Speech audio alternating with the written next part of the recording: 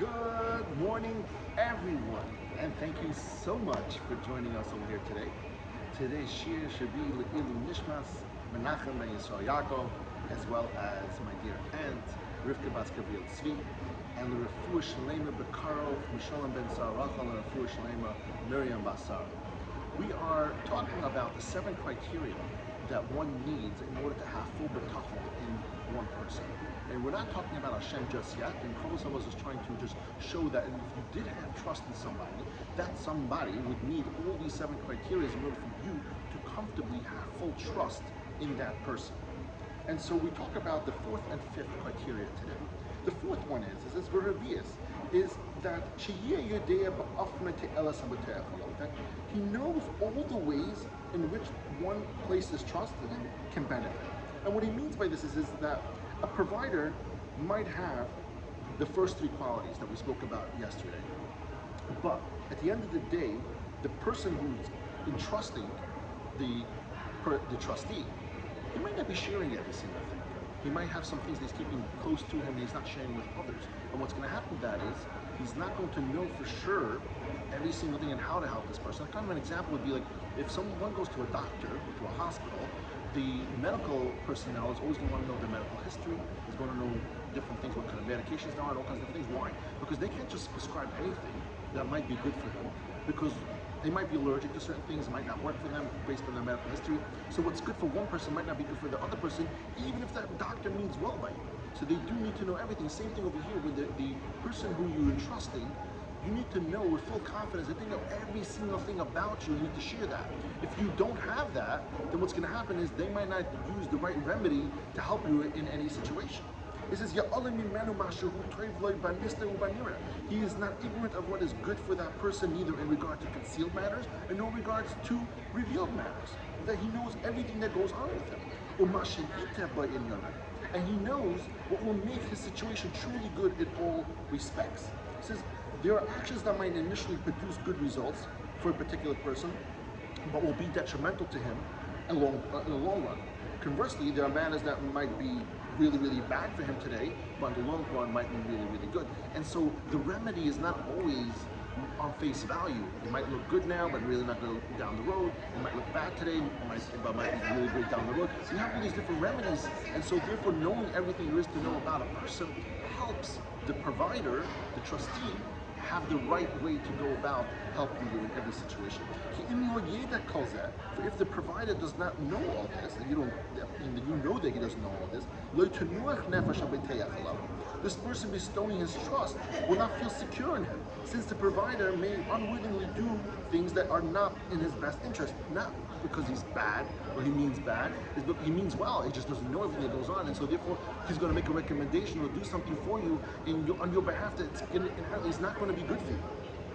The kashi is kapsulei, but when one finds all 4 of these qualities combined in a provider, the 3 that we spoke about yesterday and the one that we're talking about today, is date b'ta'alosav, that he's aware of the provider's knowledge of the things that are truly beneficial to him, and he's has unlimited ability. Yesterday we spoke about the idea, the concept that the person has strength, and what that means is in any industry, in any concept that you need his help, that he is the top person to go to, that he's not going to have anybody who's going to oppose him, and he's going to be able to come through on the things they want. We said yesterday, he might want to do things, but he might be opposed, he might have roadblocks that he can't get by. And so he has no roadblock. The third is and his great attentiveness to one needs. That not only does he want to do things, but he has the ability to do. He has the time in the day that he doesn't put his own needs first, and then if he has time, he's going to do your needs. And his feelings of compassion and pity towards that person. We spoke about the most important, one of the first things we spoke about, it's like super important. The person loves you, cares about you, has pity on you, and unwaveringly. Like he's always going to be there and cares about you for any situation. If someone possesses all these 4 criteria, then yes, you can have more and more of your trust that you place in that trustee. Now, the 5th criteria comes. What is the 5th? The 5th is the 5th quality that the provider must possess in order for someone to place complete trust in him, is that the provider be the only one who has management over the fears of the one who places trust in him his entire life. Now, it doesn't mean that he's the only person that does it. It just means that he's like the general manager. He's like the person who handles everything for him and looks after everything. He might delegate, but he's the only person that delegate that is like the GM.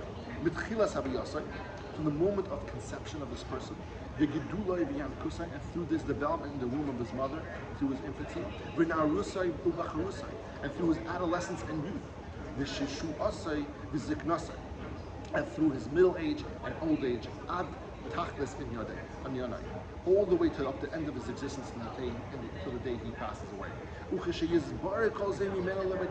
And once the person bestowing his trust has ascertained all this about the provider, and he realizes that the provider has been faithfully caring for him until this point in his life and will be there for the rest of his life, it surely follows that he will feel secure in him and rely on him for future needs.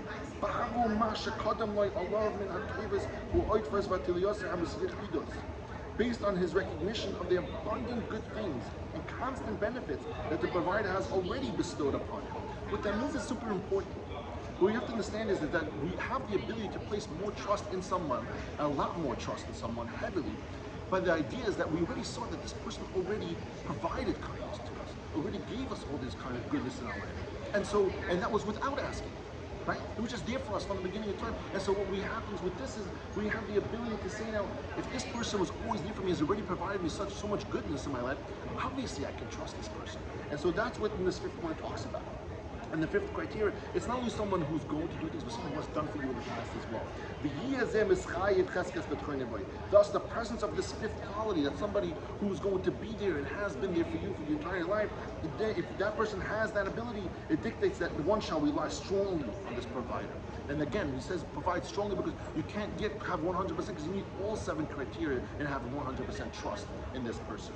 And so he talks about this, what the past as an assurance for the future. We just spoke about the idea that what's one of the biggest reasons why you are so entrusting in this person, and that is because we know that in the past he's done so good by us, so well by us. So what happened?